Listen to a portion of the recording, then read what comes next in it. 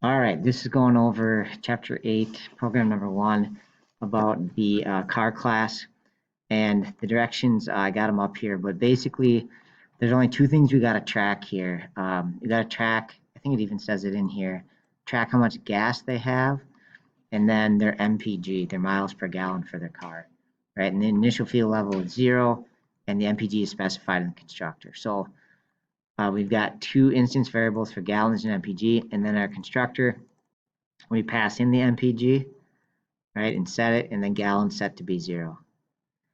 Okay, and then the methods we need, I think they're specified in there, are add gas, drive a certain distance, and then get the gas level.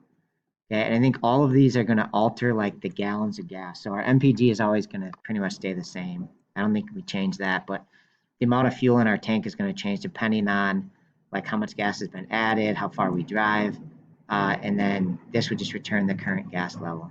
All right, so I'm not going to give you the code yet. I just want to try to give you some hints to sketch it out. And if you need additional information, you can always email me again. So basically, add gas takes in the amount, like literally think of pulling up to a pump and filling it up. This is how many gallons you're adding to your car.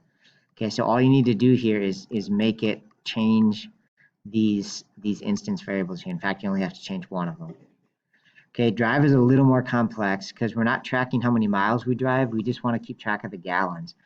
So basically, you're going to have to do like, if I drove 100 miles with 50 mpg, then I would be down 2 gallons, right? So I got to calculate the gallons used and then take it away from how much gas is in the car, right? So similarly, if I drove 80 miles and my mpg was 20, then my gallons would go down by 4, right? So I guess I could put -2 and -4 here.